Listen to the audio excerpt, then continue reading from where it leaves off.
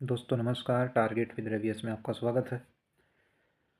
भारतीय इतिहास से संबंधित पूर्व में पूछे गए प्रश्नों को हल कर रहे हैं। वो आज हम एक नए अध्याय मौर्य काल से संबंधित जो प्रमुख प्रश्न हैं तथा इसके साथ ही जो प्रमुख तथ्य हैं उन पर भी चर्चा करेंगे। यह है टेस्ट सीरीज जो PYQ की हम कर रहे हैं। यूपी PCS की प्रारंभिक परीक्षा, समीक्षा अधिकारी, सहायक समीक्षा अधिकारी की प्रारंभिक परीक्षा, इसके साथ ही NTPC रेलवे के जो एग्ज़ाम हैं उनमें सामान्य अध्ययन के जो प्रश्न पूछे जाएंगे उनसे संबंधित प्रमुख प्रश्न है।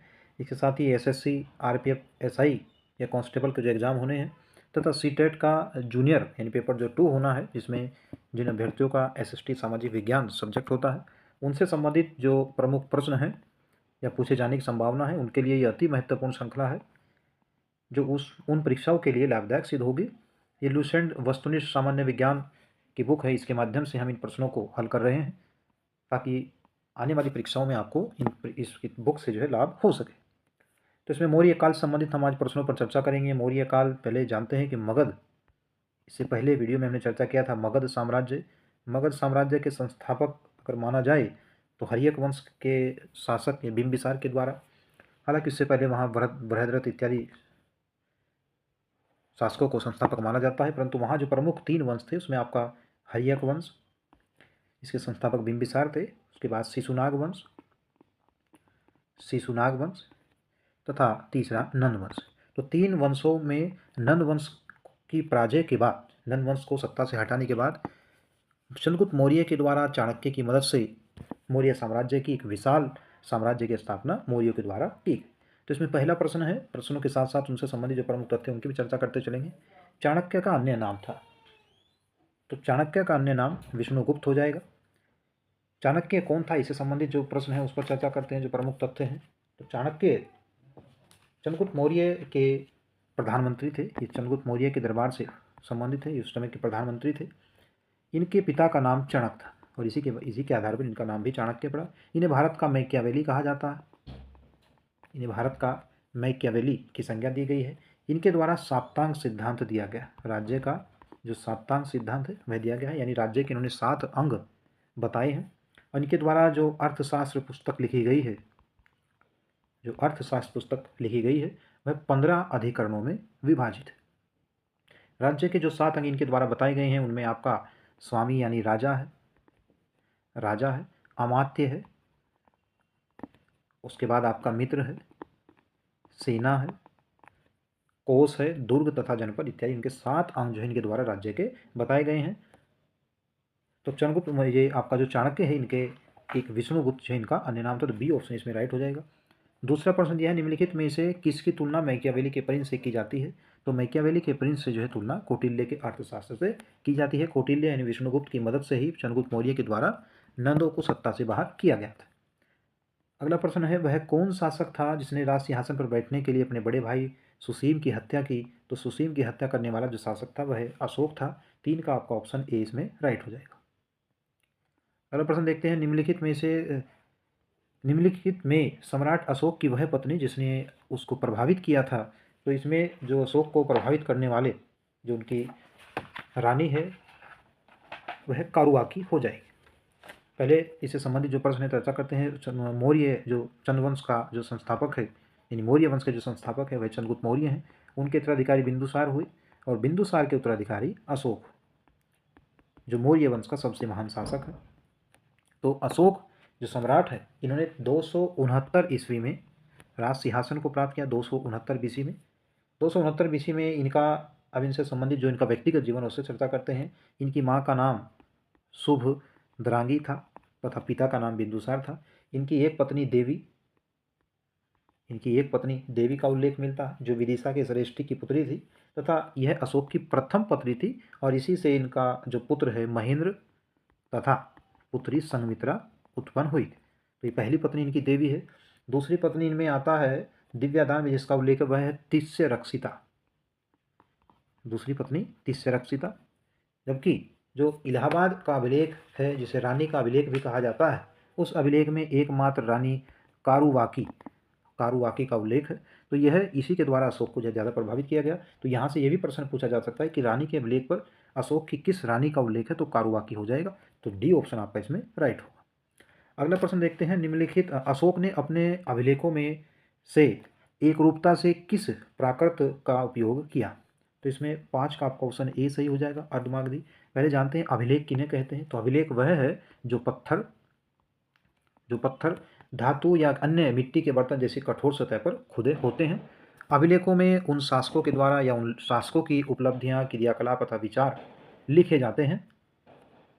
तो अभिलेख का सामान्य तात्पर्य वह एक ठोस सतह है जिस पर राजा के संबंधित जो कार्य हैं, उनकी उपलब्धियां हैं, उनका उल्लेख किया जाता है या उन्हें उन पर खुदाई करके लिखा जाता है। यह किसी भी शासक या वंश से संबंधित अस्थायी प्रमाण होते हैं। और यहाँ यह भी तथ्य है कि भारत में शिलालेख, पत्थर पर जो लेख लिखे जाते हैं, शिलालेख का प्रचलन सर्वप्रथम सम्राट अशोक के द्वारा ही शुरू किया गया था। इनके जो अभिलेख हैं उन्हें 1837 में जेम्स फ्रेंडशिप के द्वारा सर्वप्रथम पढ़ा गया। तो इसमें आपका 5 का आपका ऑप्शन इसमें ए सही हो जाएगा। अगला प्रश्न देखते हैं, बिंदुसार ने विद्रोहियों को कुचलने के लिए अशोक को कहाँ भेजा था? तो बिंदुसार ने विद्रोहियों को कुचलने के लिए अशोक को तक्षशिला में भेजा था। तो 6 का आपका ऑप्शन बी सही हो जाएगा। वैसे तो हम प्रश्नों का जो देखते हैं इन्हें विकल्प के आधार पर भी हल कर सकते हैं, यानी बिना व्याख्या किए, लेकिन उसका कोई फायदा नहीं है। निम्नलिखित में से वह व्यक्ति कौन है जिसका नाम देवानाम प्रियदर्शी है? तो अशोक हो जाएगा। अशोक ने 261 ईसा पूर्व में जो कलिंग का युद्ध लड़ा था, जिसका उल्लेख अशोक के 13वें शिलालेख में दिया गया है। लाखों लोगों की मृत्यु के बाद अशोक के द्वारा किसी भी युद्ध में शामिल होने के लिए इनकार कर दिया गया तथा बौद्ध धर्म को अपना लिया गया, यानी पूर्ण रूप से वह अब अहिंसक बन गया। तो बौद्ध धर्म को उन्होंने ग्रहण किया, लेकिन उन्होंने देवानाम प्रिय की उपाधि का परित्याग नहीं किया। इससे पता चलता है कि बौद्ध धर्म को अपनाने के बाद भी उनकी हिंदू धर्म में जो आस्था थी वह कम नहीं हुई। देवानाम प्रियदर्शी यानी देवताओं का प्रिय, इसका सामान्य अर्थ हो जाएगा। तो 7 का आपका ऑप्शन ए राइट होगा। निम्नलिखित में से प्राचीनतम राजवंश कौन सा है? तो निम्नलिखित में से प्राचीनतम राजवंश आपका मौर्य वंश हो जाएगा। ए ऑप्शन इसमें राइट होगा। अगला प्रश्न देखते हैं, कौटिल्य किसका प्रधानमंत्री था? तो कौटिल्य चंद्रगुप्त मौर्य का प्रधानमंत्री था। चंद्रगुप्त मौर्य मौर्य वंश के संस्थापक थे। कुछ तथ्य देखते हैं जो चंद्रगुप्त मौर्य से संबंधित है। चंद्रगुप्त मौर्य के द्वारा 323 से 298 ईसा पूर्व तक शासन किया गया। मात्र 25 वर्ष की आयु में चंद्रगुप्त मौर्य मगध के शासक बने। इन्होंने अपने साम्राज्य का जो विस्तार है वह उत्तर पश्चिम में हिंदू कश पर्वत से लेकर दक्षिण में उत्तरी कर्नाटक तक अपने साम्राज्य का विस्तार किया था। साथ ही 305 ईसा पूर्व में इन्होंने सेल्यूकस निकेटर को पराजित किया था। सेल्यूकस निकेटर को पराजित करने के बाद इनके द्वारा जो संधि की गई उसमें सेल्यूकस की जो बेटी थी हेलेना, उनके साथ चंद्रगुप्त का विवाह हुआ तथा इन्हें दहेज में 4 प्रदेश या 4 राज्य प्राप्त हुए। इनमें आपका काबुल, कंधार, हेरात तथा मकरान जो प्रमुख राज्य थे वो दहेज में इन्हें प्राप्त हुए थे। तो चंद्रगुप्त मौर्य की अगर पहचान देखी जाए तो चंद्रगुप्त मौर्य को विलियम जोन्स ने सेंड्रो कोट्स कहा। तो सेंड्रो कोट्स कितने कहा? विलियम जोन्स ने। तथा अनेक अगर ब्राह्मण साहित्य देखें तो ब्राह्मण साहित्य में इन्हें शूद्र बताया गया, जबकि बौद्ध ग्रंथों में इन्हें क्षत्रिय बताया गया।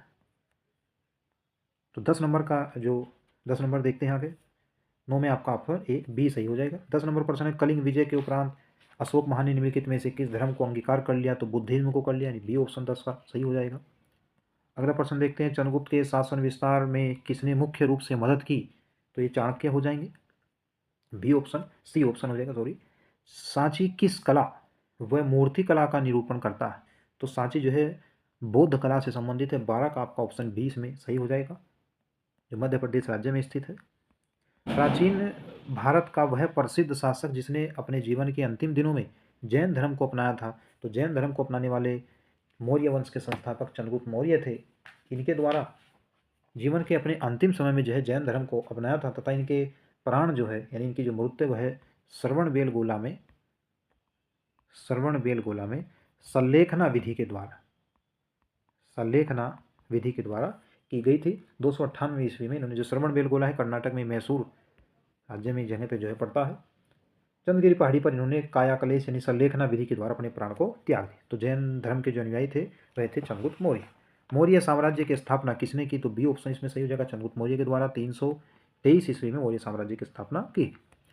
मौर्य साम्राज्य में प्रचलित मुद्रा का क्या नाम था? तो मौर्य साम्राज्य में जो प्रचलित मुद्रा है उसे पर्ण कहा गया।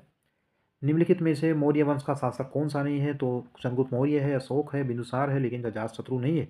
अजातशत्रु हर्यक वंश का शासक है, जिसने अपने पिता सत्ता के लिए अपने पिता बिंबिसार की हत्या की थी और अंत में यह भी अपने पुत्र उदयन के द्वारा इसी कारण जो है सत्ता के लिए मारा गया था।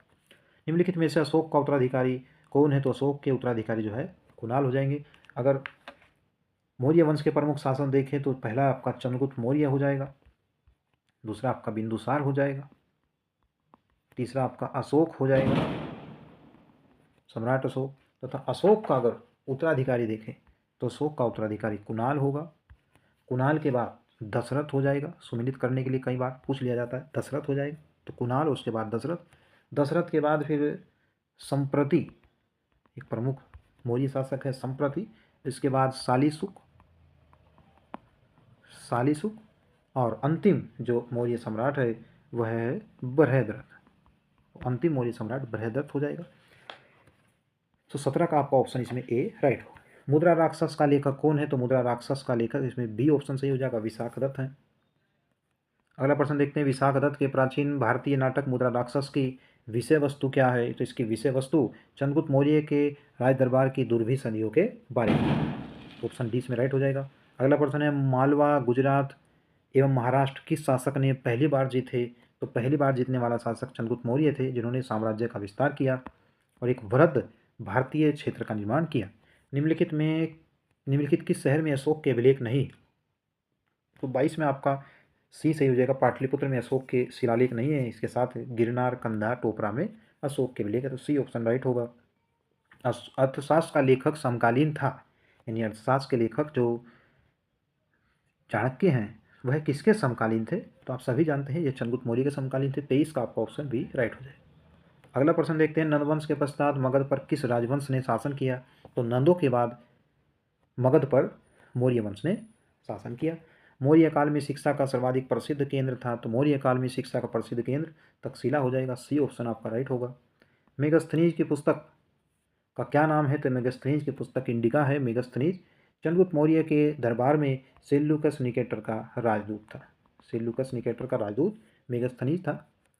जिसके ग्रंथ में चंद्रगुप्त मौर्य का विशिष्ट रूप से वर्णन हुआ है वह है भास है, सुद्रक है, विशाखदत्त है या फिर अश्वघोष।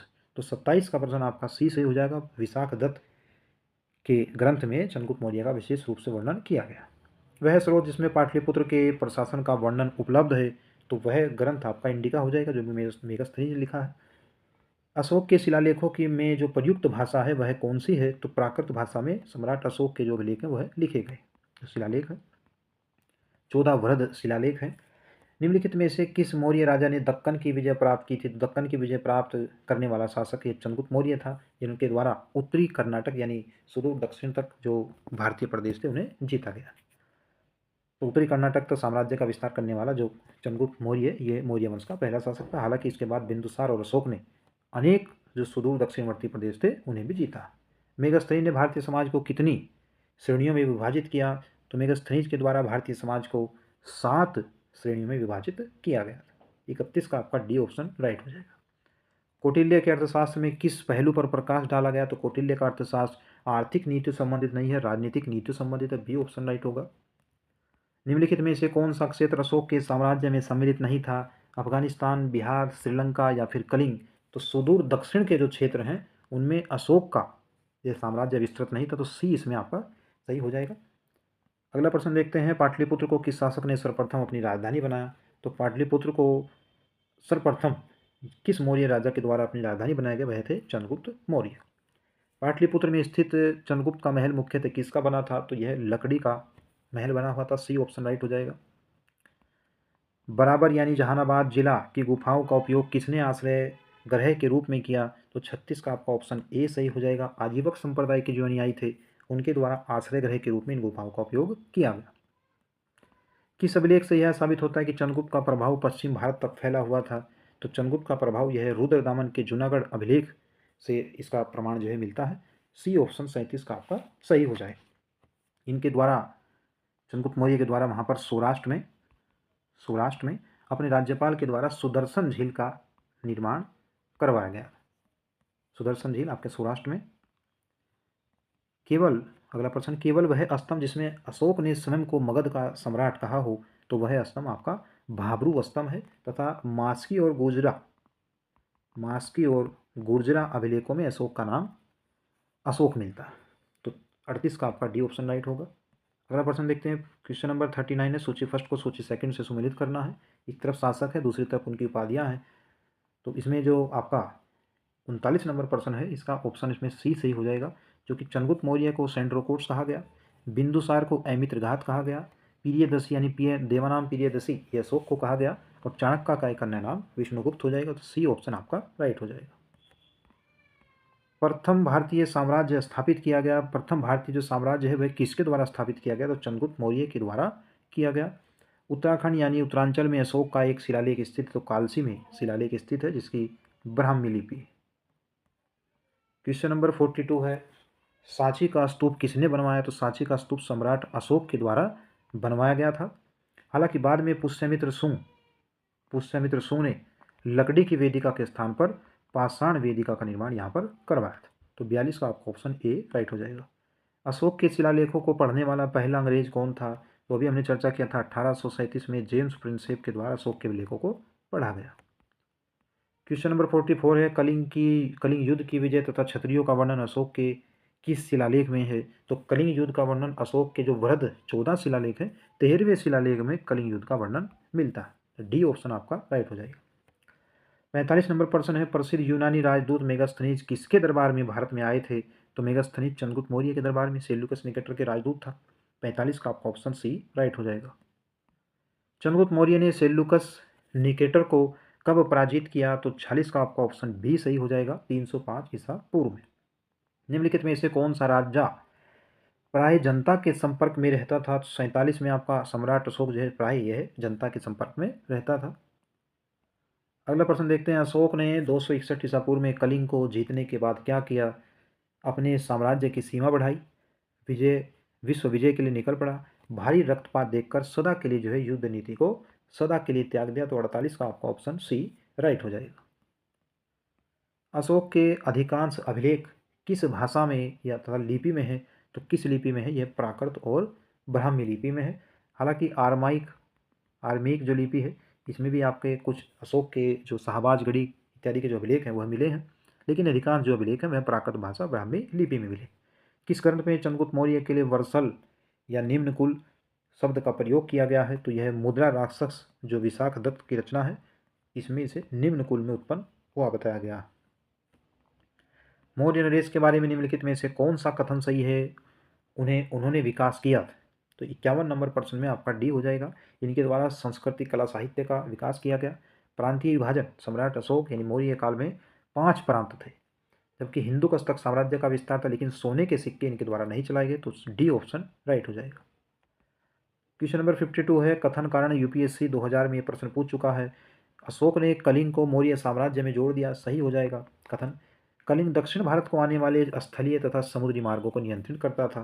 तो इसमें कथन और जो कारण है ये दोनों ही सही है तथा व्याख्या भी सही हो जाएगी, क्योंकि सामरिक महत्व का केंद्र हो चुका था और इसकी राजधानी थी तोसली। कलिंग की राजधानी तोसली हो जाएगी। अशोक के जो शिलालेख संगम राज्य के बारे में हमें बताते हैं तो वह कौन से शिलालेख है? तो इसमें दूसरा और 13वां शिलालेख ये संगम राज्य यानी दक्षिण के जो राज्य हैं उनके बारे में जानकारी देते हैं। तो सी ऑप्शन राइट हो जाएगा। अगला प्रश्न है, कथन दिया है, अशोक के राज्यादेशों के अनुसार धार्मिक निष्ठा की अपेक्षा जनता के मध्य सामरिक समरसता अधिक महत्वपूर्ण थी। कारण दिया है, उसने धर्म संवर्धन के स्थान पर समता के विचारों का प्रसार किया। तो ये दोनों ही कथन कारण दोनों सही तथा व्याख्या भी सही हो रही। ये सभी प्रश्न आपके आगामी जो एग्जाम होने वाले उन सभी के लिए महत्वपूर्ण है। निम्नलिखित में से किस राज्य देश में अशोक के व्यक्तिगत नाम का उल्लेख मिलता है? तो व्यक्तिगत नाम का उल्लेख मास्की यानी गुर्जरा और मास्की अभिलेखों में मिलता है। डी ऑप्शन राइट हो जाएगा। ये क्वेश्चन यूपीएससी और यूपीपीसीएस दोनों ही आयोग के द्वारा पूछा गया है, इसलिए वनडे एग्जाम जो एनटीपीसी रेलवे के एग्जाम होने हैं उनके लिए भी है महत्वपूर्ण प्रश्न। निम्नलिखित वक्तव्यों में से कौन सा एक वक्तव्य अशोक के प्रस्तर स्तंभों के बारे में गलत है? इन पर बढ़िया पालिश है, ये अखंड है, यह स्थापत्य संरचना के भाग हैं तथा स्तंभों का जो शेफ्ट है वह है शुंडाकार। इसमें डी ऑप्शन यह स्थापत्य रचना के भाग नहीं है। तो डी ऑप्शन आपका राइट हो जाए। श्रीनगर की स्थापना, अगला प्रश्न दिया, श्रीनगर की स्थापना किस मौर्य शासक ने की? तो सम्राट अशोक के द्वारा श्रीनगर की जो है स्थापना की गई। सूची फर्स्ट को सूची सेकंड से सुमेलित करना है। एक तरफ प्रांत दिया है, दूसरी तरफ उसकी राजधानी। अभी हमने चर्चा किया है कि मौर्य काल में 5 प्रांतों की संख्या थी, तो 5 प्रांतों में उनके प्रांत दिए गए हैं तथा उनकी राजधानी का उल्लेख दिया गया है। तो इसमें उत्तरापथ इसकी राजधानी तक्षशिला हो जाएगी, दक्षिणापथ इसकी राजधानी सुवर्णगिरी हो जाएगी, जबकि अवंती राष्ट्र इसकी राजधानी उज्जैनी हो जाएगी, तथा प्राची यानी जो पूर्वी मगध वाला जो क्षेत्र है इसकी राजधानी पाटलिपुत्र हो जाएगी, और 5वां जो प्रदेश है वह था कलिंग जिसकी राजधानी तोसली हो जाएगी। तो 5 प्रमुख प्रदेश थे। प्रांतीय विभाजन यानी विकेंद्रीकरण की अगर शुरुआत देखी जाए तो भारत में प्राचीन काल से ही मौर्य वंश के द्वारा शुरू कर दी गई थी। जिस तरह आज भारत जो संघ है उसे 28 राज्यों तथा 8 ही केंद्र शासित प्रदेशों में बांटा गया है, तो इस तरह शासन का जो है केंद्रीकरण न होकर के विकेंद्रीकरण की प्रक्रिया है। ठीक ये व्यवस्था सम्राट अशोक के द्वारा यानी मौर्य काल में ही प्राचीन समय में शुरू कर दी गई। किस ग्रंथ में शूद्रों के लिए आर्य शब्द का प्रयोग हुआ, यानी शूद्रों को आर्य किस ग्रंथ में कहा गया, तो अर्थशास्त्र में शूद्रों के लिए आर्य शब्द का प्रयोग किया गया। अशोक ने अपने राज्याभिषेक के 4थे वर्ष में निग्रोध के प्रभाव से प्रभावित होकर किससे बौद्ध धर्म की दीक्षा ली थी, तो सी ऑप्शन सही हो जाएगा। 60 का आपको ऑप्शन सही। उपगुप्त के प्रभाव में अशोक ने बौद्ध धर्म ग्रहण किया था। किसने पाटलिपुत्र को पोली बरोथा कहा, तो इसमें से किसके द्वारा, तो मेगस्थनीज जो सेल्यूकस निकेटर का राजदूत था चंद्रगुप्त मौर्य के दरबार में, इन्होंने पटना यानी पाटलिपुत्र को पोली बरोथा कहा गया। मौर्य काल में एग्रोनोमी इंपॉर्टेंट प्रश्न है, किसे कहा जाता है, तो सड़क निर्माण अधिकारी को। 62 का आपका ऑप्शन 20 में सही हो जाएगा। यूपीपीसीएस इस प्रश्न को पूछ चुका है तथा one day exam, railway NTPC, RPF railway protection force, इन सभी एग्जाम के लिए प्रमुख प्रश्न है। मौर्य काल में गुप्तचरों को क्या कहा जाता है, तो मौर्य काल में गुप्तचरों को गूढ़ पुरुष कहा जाता था। ए ऑप्शन राइट हो जाएगा। किस श्रीलंकाई शासक ने अपने आप को मौर्य सम्राट अशोक के आदर्शों के अनुरूप ढालने की कोशिश की, तो इनमें तिस जो है श्रीलंकाई शासक है, इसने खुद को सम्राट अशोक के जो आदर्श हैं उन पर चलने का प्रयास किया। किस जैन ग्रंथ में चंद्रगुप्त मौर्य के जैन धर्म अपनाने का उल्लेख मिलता है, तो वह कौन सा धर्म ग्रंथ है, जैन ग्रंथ है जिसमें चंद्रगुप्त मौर्य के बारे में जैन धर्म अपनाने का उल्लेख मिलता है, तो वह परिशिष्ट पर्वन हो जाएगा। बी ऑप्शन इसमें राइट होगा। किस महीने से मौर्यों का राजकोषीय वर्ष आरंभ होता था, तो इनका जो राजकोषीय वर्ष है वह आषाढ़ जुलाई में शुरू होता है। जैसे वर्तमान में भारत सरकार का जो वित्तीय वर्ष है वह अप्रैल से मार्च में होता है, इसी तरह इनका जो राजकोषीय वर्ष शुरू होता था वह जुलाई से शुरू होता है। तो बी ऑप्शन राइट हो जाएगा। अगला प्रश्न है, निम्नलिखित में से किन किन दक्षिण भारतीय जातियों का उल्लेख अशोक के शिलालेखों में किया गया है। इंपॉर्टेंट प्रश्न है, तो इसमें चोल हो जाएगा, पांडेय हो जाएगा, सत्यपुत्र हो जाएगा तथा केरल पुत्र भी हो जाएगा। पल्लव और विष्णुकुंड इसमें नहीं होगा, तो ए ऑप्शन राइट हो जाएगा। ये दूसरे और 13वें शिलालेख में उल्लेखित। अशोक के बारे में जानने के लिए सबसे प्रमुख स्रोत क्या है, तो अशोक के बारे में जानने के लिए प्रमुख स्रोत शिलालेख हो जाएगा। इनके द्वारा 14 वृहद शिलालेख दिए गए हैं। अशोक के काल में कौन सी लिपि दक्षिण भारत में प्रवर्तित हुई, तो अशोक के काल में ब्राह्मी लिपि दक्षिण भारत में भी प्रवर्तित हुई यानी प्रभावी हुई। अशोक का अभिलेख भारतीय उपमहाद्वीप के बाहर भी पाया गया। निम्नलिखित में से किस देश में यह पाया गया था, तो यह अफगानिस्तान में पाया गया, भारत के भारतीय उपमहाद्वीप के बाहर। ए ऑप्शन राइट हो जाएगा। अत्यंत पालिश किए गए एकाश्म अशोक स्तंभ जिस पांडुरंजित बालुकाश्म के एकल टुकड़ों में तक्षित किए गए, उसे साधारणतः कहाँ की खदानों से निकाला गया था, तो उसे मिर्ज़ापुर के समीप चुनार यानी उत्तर प्रदेश राज्य में मिर्ज़ापुर के समीप चुनार से निकाला गया। भारतीय लिखने की कला नहीं जानते, यह किसकी उक्ति है, तो भारतीय लिखने की जो कला है वह नहीं जानते थे, यह बात मेगस्थनीज के द्वारा कही गई। किस मौर्य सम्राट ने एक विदेशी राजा सीरिया के एंटियोकस प्रथम से अंजीर, शराब, दार्शनिक को भारत भेजने का आग्रह किया, तो बिंदुसार के द्वारा यह आग्रह किया गया। अगला प्रश्न है, अशोक द्वारा कलिंग पर चढ़ाई की जानकारी के लिए कौन सा महत्वपूर्ण स्रोत है, जो 13वां बृहत शिलालेख इसमें हो जाएगा कलिंग युद्ध का वर्णन। अगर बात करें बिंदुसार जो अशोक के पिता हैं तथा चंद्रगुप्त मौर्य के उत्तराधिकारी हैं, उनके समय डाइमेकस नामक राजदूत यहाँ पर आया था तथा अशोक के समय डायोनिसियस, जबकि चंद्रगुप्त मौर्य के समय मेगस्थनी यहाँ पर राजदूत बनकर के आया था। बिंदुसार की मृत्यु के समय अशोक किस प्रांत का गवर्नर था, तो बिंदुसार की मृत्यु के समय अशोक उज्जैन जो प्रांत है वहाँ का गवर्नर था। किस शिलालेख में अशोक ने घोषणा की कि सारी जो प्रजा है वह मेरी संतान है? तो ये पृथक जो कलिंग शिलालेख है इसमें यह उल्लेख किया गया है कि सारी प्रजा मेरी संतान है। कौन सी घोषणा युद्ध और हिंसा के प्रति अशोक के आंतरिक दुख को स्पष्ट करती है? तो 77 का आपका ऑप्शन डी जो कलिंग का शिलालेख है इसमें युद्ध और हिंसा के प्रति अशोक के आंतरिक दुख को प्रकट किया गया। अगला प्रश्न दिया है किस शिलालेख में अशोक की यह घोषणा अंकित है कि किसी भी समय चाहे मैं खाता रहूं या रानी के साथ विश्राम करता रहूं, मैं अपने अंतशाला में रहूं, मैं जहां भी रहूं, मेरे अमात्य मुझे सार्वजनिक कार्य के लिए संपर्क कर सकते हैं। तो यह छठे शिलालेख में इनके द्वारा उल्लेखित किया गया। यानी प्रजा के जो कार्य हैं उनसे संबंधित किसी भी समय जो अमात्य हैं, जो अधिकारी हैं, वह उन्हें बुला सकते। क्वेश्चन नंबर 79 है निम्नलिखित में से कौन अवरोही क्रम में मौर्य प्रशासन के अधिकारियों का नाम बताता है? तो मौर्य काल के जो अधिकारी हैं वो प्रादेशिक हैं, राजूक हैं और युक्तक। विष्टि क्या है? 80 नंबर प्रश्न में विष्टि क्या है? तो विष्टि क्या है? एक बेगारी है। मौर्य काल में सीता से तात्पर्य क्या है? तो राजकीय भूमि से प्राप्त आय को सीता जो कहा जाता था। तो 81 नंबर जो प्रश्न है उसका आपका सी राइट हो जाएगा। निम्नलिखित में से मौर्य कला का उच्चतम तथा अच्छा नमूना कौन सा है? तो यह स्तंभ है। ए ऑप्शन आपका राइट हो जाएगा।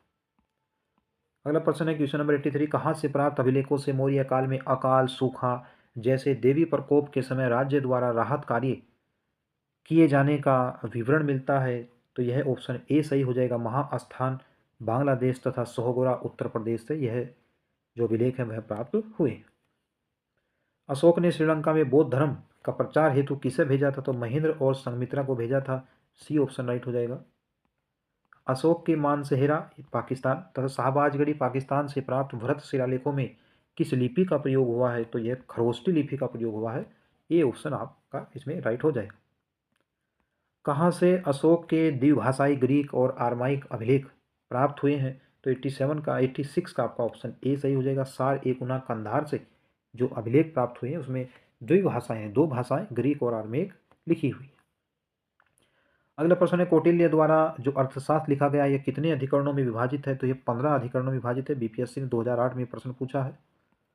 अर्थशास्त्र में उल्लिखित सप्तांग में शामिल थे। तो अर्थशास्त्र में जो राज्य का सप्तांग सिद्धांत चाणक्य के द्वारा दिया गया उसमें शामिल है राजा, अक्षेत्र, प्रशासन और कोष। ए ऑप्शन आपका राइट हो जाएगा। अशोक का समकालीन तुर्मय कहाँ का राजा था? तो यह मिस्र का राजा था, टोलमी फिलाडेल्फस।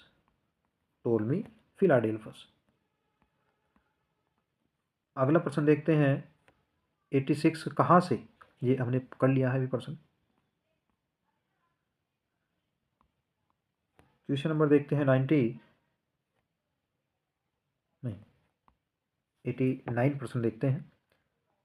अशोक का समकालीन तुर्मय कहाँ का राजा था? तो यह मिस्र का राजा, ये हमने कर लिया है। इसके शासनकाल में डाइमेकस भारत आया था। डाइमेकस जो भारत की यात्रा इन्होंने की थी ये बिंदुसार के समय में की थी, जो आजीवक संप्रदाय के अनुयायी थे। आजीवक संप्रदाय के अनुयायी इनमें कौन थे? तो वह थे बिंदुसार। प्रश्न नंबर 91 है निम्नलिखित अभिलेखों में से किसमें अशोक का नामोल्लेख हुआ है? तो मास्की और गुर्जर अभिलेखों में अशोक का नाम अशोक मिलता है। ये 93 प्रश्न है मौर्य काल से संबंधित किस बौद्ध मूल ग्रंथ में मौर्य सम्राट अशोक का उल्लेख मिलता है? तो 92 में आपका महावंश, ये बौद्ध का मूल ग्रंथ है। इसमें महावंश है जिसमें मौर्य सम्राट अशोक का वर्णन मिलता है। अगला प्रश्न निम्नलिखित में से किस उभारदार मूर्ति शिल्प शिलालेख में अशोक के प्रस्तर रूप चित्र के साथ राजा अशोक यानी राण्यो अशोक उल्लेखित है? तो 93 का आपका ऑप्शन ए सही हो जाएगा। कंगनहल्ली में यह जो है उल्लेखित है। तो 93% हमने मौर्य काल से संबंधित है उन्हें उनकी व्याख्या करने का प्रयास किया है, ताकि जो भविष्य में जो एग्ज़ाम होने हैं कुछ माह के अंदर ही, इसमें सभी ये प्रश्न आपके लिए लाभदायक हो। अशोक के अगर हम वरद जो शिलालेख हैं उनकी बात करें तो जो पहला शिलालेख है उसमें पशु हत्या यानी पशु बलि की निंदा की गई, जो प्रमुख है वही देख लें। इसके साथ ही दूसरा जो अभिलेख है उसमें समाज कल्याण का उल्लेखित है, तथा इसके साथ ही इसमें दक्षिण भारतीय राज्यों का भी उल्लेख किया गया है। इसके साथ ही तीसरा जो शिलालेख है इसमें ब्राह्मणों और श्रमणों के प्रति उदारता का उल्लेख किया गया है। जबकि चौथा शिलालेख है वह धम्म नीति से संबंधित है। धम्म नीति से संबंधित है। तो ये अशोक से संबंधित जो 14 प्रमुख शिलालेख हैं उनमें हमने 4 तथा अन्य भी जो शिलालेख हैं उन पर चर्चा किया है। इसके साथ ही जो लघु शिलालेख भी अशोक के द्वारा 14 शिलालेखों के मुख्य वर्ग में शामिल नहीं है। इसमें जो अन्य लघु शिलालेख हैं उनकी संख्या भी लगभग 13 इसमें दी गई। तो ये मौर्य काल संबंधित जो शासक हैं उनसे संबंधित जो प्रश्न विभिन्न परीक्षाओं में पूछे गए हैं उन पर हमने चर्चा की है। उम्मीद है कि वीडियो आपको पसंद आया होगा। इसके लिए आप वीडियो को लाइक करेंगे तथा चैनल को सब्सक्राइब करेंगे। साथ ही एक सूचना आप सभी के लिए है कि अभी हम जो भारतीय इतिहास से संबंधित जो प्रश्न हैं केवल उन्हें ही हल करेंगे, ताकि एक सब्जेक्ट कंप्लीट हो, उसके बाद हम दूसरा सब्जेक्ट यानी भारतीय संविधान या भारत का भूगोल जो है वो स्टार्ट करेंगे। धन्यवाद।